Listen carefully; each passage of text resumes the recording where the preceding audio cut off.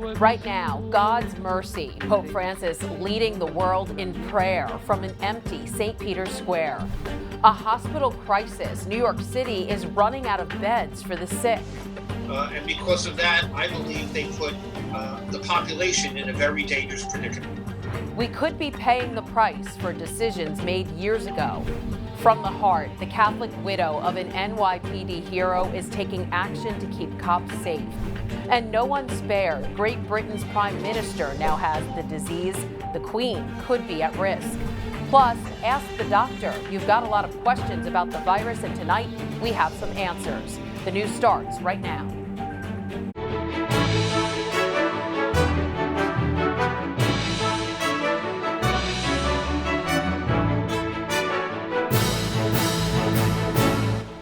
Good evening, I'm Christine Persichetti. Pope Francis is confronting the coronavirus crisis head-on with God at his side. Today, the Holy Father invited the world to join him in prayer. Melissa BUTZ has an exclusive report directly from the Vatican.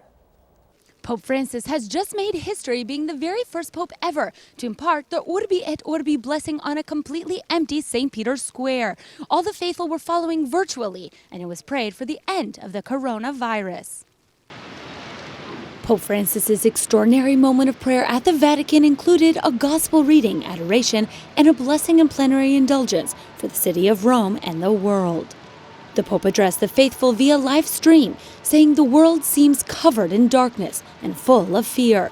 He cried that mankind has been marked by greed and haste, wars and injustice. Abbiamo proseguito imperterriti, pensando di rimanere sempre sani in un mondo malato. Ora, mentre stiamo in mare agitato, ti imploriamo. Svegliati, Signore. This Lent, the Pope assured, God is urgently calling humanity to unity and conversion. Non è il tempo del tuo giudizio, ma del nostro giudizio. Il tempo di scegliere che cosa conta è il tempo di reimpostare la rotta della vita verso di te, Signore, e verso gli altri. To help the faithful with this, he imparted the Urbi et Orbi blessing, only used for a papal election, Easter, or Christmas. It offers a plenary indulgence which can be obtained with 4 steps: detachment from sin, confession, receiving the Eucharist, and prayers for the Pope. In light of the pandemic, the Vatican has waived the middle 2, saying the faithful may fulfill them when possible. Pope Francis prayed for an end of the coronavirus, bodily health, and consolation for hearts during this difficult time. Since the beginning of the coronavirus in Italy and around the world, Pope Francis has been trying to connect with the faithful spiritually through means like today with the Urbi et Orbi blessing. He also is trying to connect with them since churches are closed, there's a lack of sacraments, and all of the people are being quarantined. At the Vatican, Melissa BUTZ, Currents News. The Pope is sending 30 desperately needed ventilators to hospitals in Italy. The coronavirus is mostly a respiratory affliction, making ventilators one of the top necessities in hospitals around the world. The pandemic has hit Italy hard, killing more people there than anywhere else. The largest number of confirmed cases is in the United States. The Catholic widow of an NYPD hero is stepping up with help for the city's finest. Sanny Chen, whose husband, Detective Wenjin Liu, was assassinated in the line of duty, donated more than 3,000 face masks and hand sanitizer to his downtown Brooklyn precinct. Sanny said she wanted to do something to keep them safe. Her husband and another cop were ambushed in their patrol car 5 days before Christmas in 2014. The latest now on how the virus is impacting parishes across the Brooklyn Diocese. 2 additional confirmed cases bring the total to 34 at 20 churches. 6 involve priests. All of the affected locations are undergoing deep cleanings using the disinfectants and procedures recommended by the CDC. Infections across New York are still climbing. There are now more than 44,000 infections statewide, up 7,300 in a day. 519 have died and nearly 1,600 are in intensive care. The city has more than 25,000 patients with confirmed cases of the disease. The pandemic is crushing hospitals in the city with an unrelenting flood of sick people. We're running out of beds. Currents News' Emily Drooby is standing by in Elmhurst, Queens, with the story of how today's crisis could come from decisions made years ago. Emily.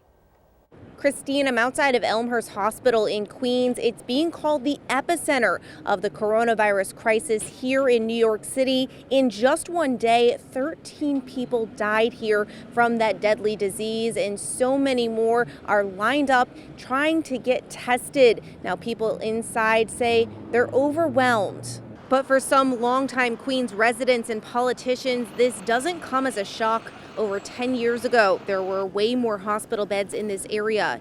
In 2008, Parkway Hospital in Forest Hills, Queens closed its doors because of financial trouble. They were followed in 2009 by St. John's Hospital in Elmhurst and their affiliate, Mary Immaculate Hospital in Jamaica. New York State Assembly member Michael Dendecker remembers that time well. It was devastating to the community, and I remember being up at a rally at St. John's Queens Boulevard trying to save that hospital because we knew that we needed those beds. The hospitals were in dire financial troubles and there was no help to save them.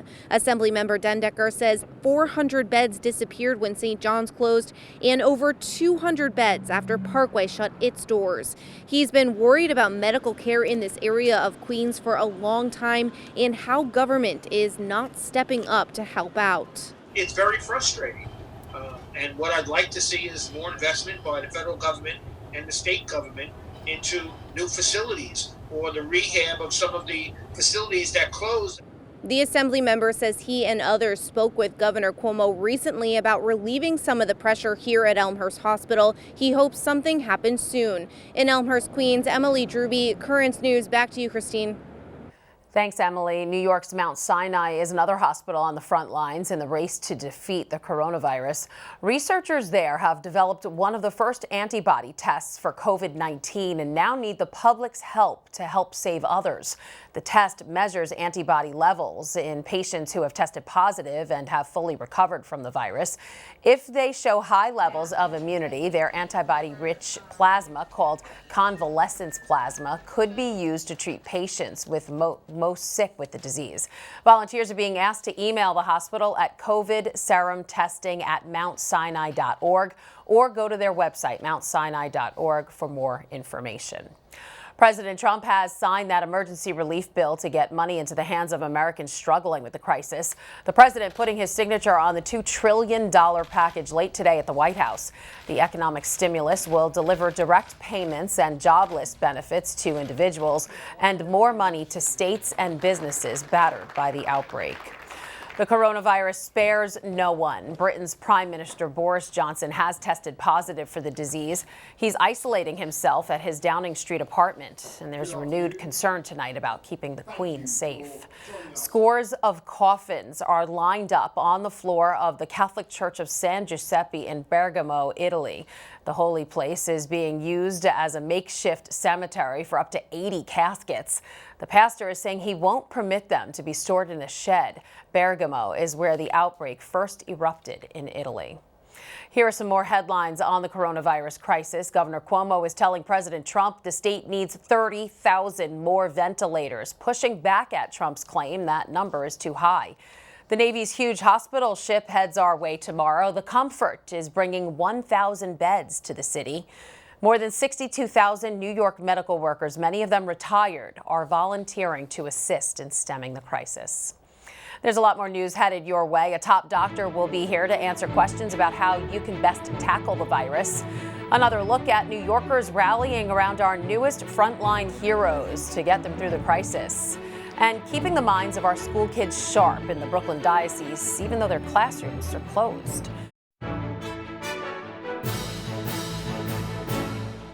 Currents News is committed to telling you everything you need to know about the coronavirus crisis. Each Friday, starting today, we'll bring you the best medical advice so you can better cope with the disease. Joining me now is Dr. Robert TIBALLI, an infectious disease expert with the Catholic Medical Association. Welcome, doctor. Great to be with you today. We keep hearing the virus can stay on surfaces for quite a while. So how do we remain safe, especially in terms of things like our mail, our groceries, anything like that? Well, one of the things you'd want to do is that if you get delivery of packages and so on, unless you know the people that the vendors that are dropping this off, you'd want to try to take them out of any cardboard carriers outside your home if at all possible. The virus lives on paper and cardboard for at least 12 to 24 hours, on inanimate surfaces for up to 7 to 9 days. And recently we found that on the cruise ships that there was virus reconstitutable after 17 days with the shipping empty. So.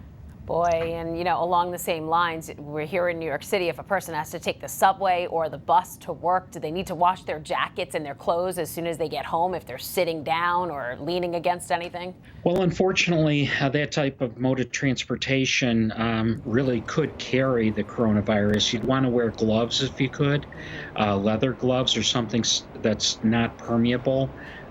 Plastic or vinyl or latex type gloves would be another option to use. If you do have access to sanitary wipes, you'd want to use that to clean off the surface if possible before you sit down. That's always a good suggestion, even not in the age of coronavirus. But if you have a spray germicidal when you get home, something like Lysol or something similar to that, you could use that on your clothes as well when you get home. Okay, now what do you say to parents who are concerned that if they come down with the virus, they won't be able to care for their children, especially babies and toddlers? What do you do about that? Well, I would want to reassure parents that if you come down with the virus, you are at greater risk than your child or toddler is.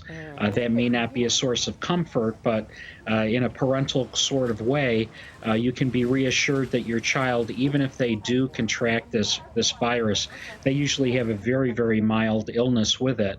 And in the series of published cases of children who have gotten the virus in very large numbers, it's been very uncommon for children to require medical help to begin with, and those that do usually do extremely well, unless they have severe congenital cardiac problems or severe pulmonary problems. Now we're told people with the virus, may not everybody may get sick. They just might be carriers of the virus who could still infect others.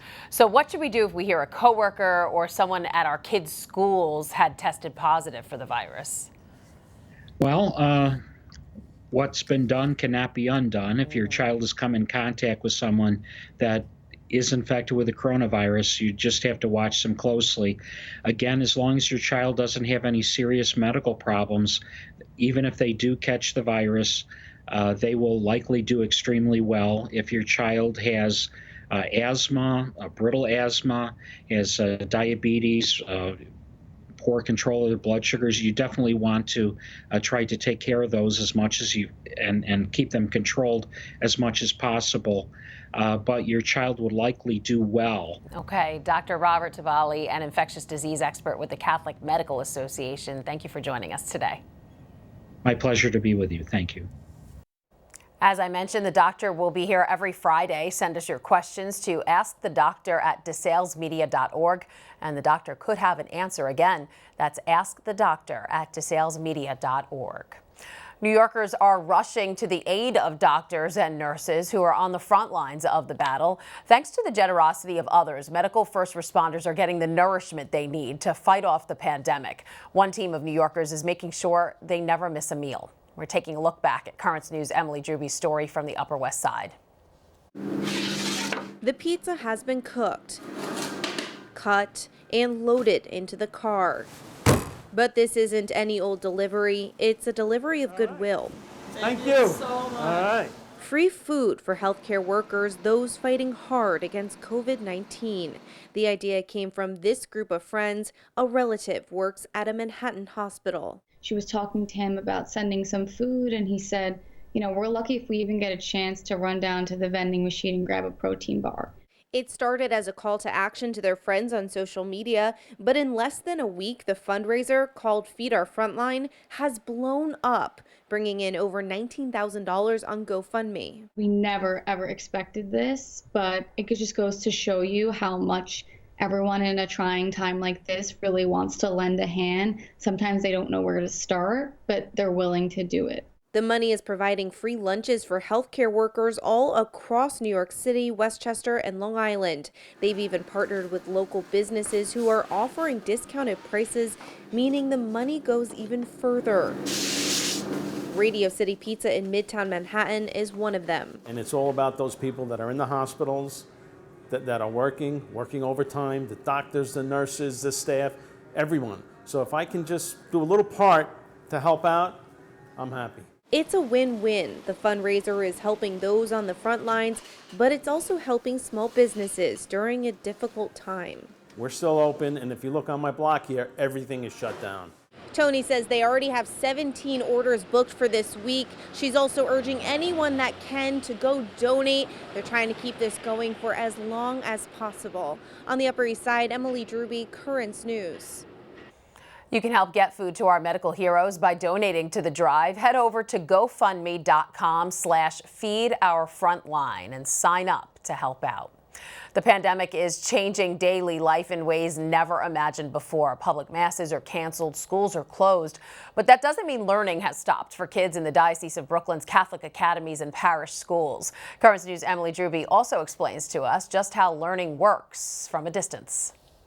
All right, so we're going to do one at a time. It's a very unique school day for SALVE REGINA Catholic Academy student Brandon Elder. You have to put the name of the 3 Chinese philosophies. He's learning, completing assignments, Ready, set, go. and even taking part in a gym class, all from home. Will be assigned work, and then we either have to take a picture of it and then send it to her, or we have to do it on a Google Drive, and then that's when we send it to them. Brennan is one of 18,000 students across Diocese of Brooklyn schools learning virtually during the COVID-19 crisis, using Google Classroom to receive assignments and upload them to teachers when they're completed. The Diocese elementary, Catholic academies, and parish schools are closed until at least April 20th for safety. We think it's important to continue learning, and we don't want just busy work. We want kids to be going right through the curriculum. St. SAVIOUR Catholic Academy is one of the schools relying on distance learning. They've been preparing for weeks.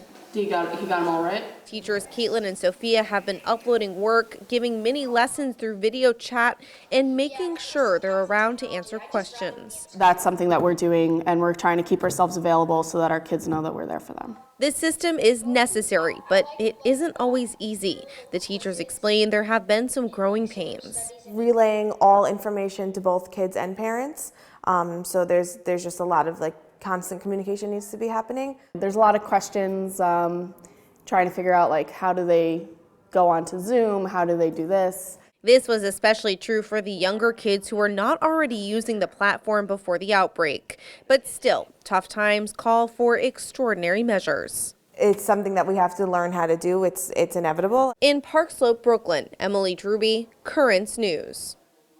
Coming up on Currents News, the diocese continues to rally together during this tough time. We have the story of a priest who's reaching out to his parishioners daily, spreading the faith one upload at a time, and confronting the crisis for people in need. Catholic Charities Brooklyn Queens Meals on Wheels is still on the road. We join them when we come back.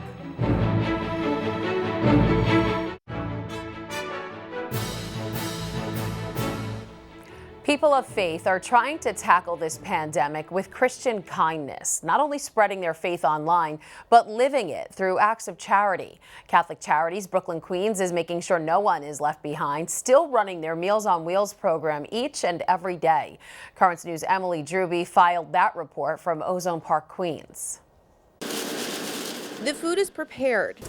The drivers are packed and ready to confront the COVID-19 crisis and deliver food to people who need it. This belongs to you. John KAPICA is doing his best to guarantee the Catholic Charities Brooklyn and Queens home-delivered meals program is on track.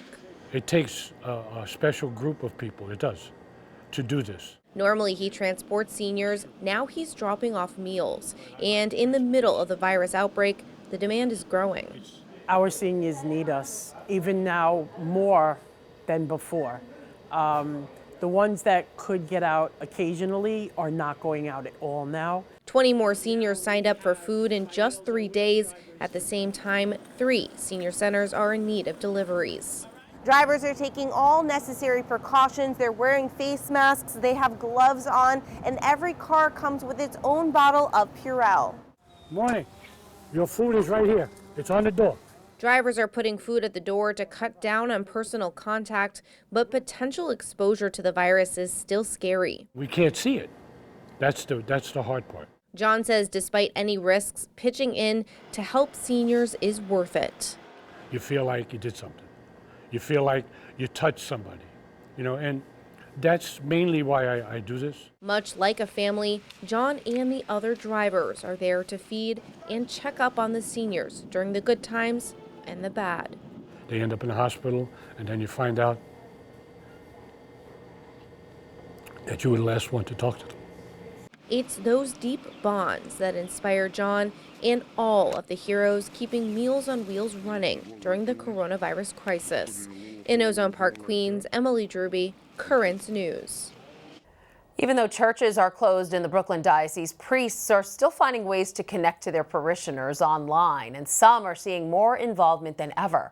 Currents News' Tim Harfman spoke with a priest in Queens whose live stream has increased by 1,000%. Father Joseph Fonte won't let the virus crisis get in the way of serving the Lord and his people. On the first Sunday the Brooklyn Diocese put public masses on hold, Father Fonte was one of many priests celebrating at their parishes behind closed doors. He live-streamed the liturgy on the parish's website so parishioners could participate. He compared the experience to attending a prayerful retreat in solitude. I would say that's probably something that has helped give me a little preparation for this and has kept me somewhat sane and stable in the midst of it. Even though parish life is being disrupted by the outbreak, Father Fonte is still hard at work as pastor of St. Mel's Church in Flushing. I keep my routine. I get up at the same hour I would if the church was packed, and I still get dressed as a priest and do my priestly duties. Which includes celebrating Sunday Mass, with only the church organist present. The Lord be with you. And with your spirit. Lift up your hearts. Lift them up to the Lord. Let us give thanks to the Lord our God. It is right and just. Father Fonte has live-streamed Masses more since the outbreak began. He says the number of St. Mel's parishioners now watching is up 1,000% since he started the online service in September. I actually do feel the love of my people. I get some emails, I get some phone calls after the broadcast. Many people have called just to check on us. A connection growing stronger during this time apart. They love us and we love them, and that brings a lot of comfort to the day. In Flushing, Queens, Tim Harfman, Currents News. Finally, tonight, Catholics across the Brooklyn Diocese are being urged to watch Mass right here on Net TV. Here's the schedule for live Sunday Masses. 8 a.m. Korean, 9 Creole, 10 Italian, 11 English, noon Polish, 1:30 p.m. Spanish, and 3 p.m. Chinese. Here's the schedule of live services Monday through Friday: 8 a.m. English, 8:30 Creole, 9 Spanish, 9:30 Polish, 10 Italian, 10:30 Chinese, and 11 a.m. the Korean Mass. Net TV is New York's Catholic station, and you can find it on Verizon's Fios Channel 48, on Optimum's Channel 30, and on Spectrum's Channel 97. The Mass schedule is online at netny.tv. That is Currents News. I'm Christine Persichetti. Thank you for joining us, because we are putting your faith in the news. Be well and God bless. Good night.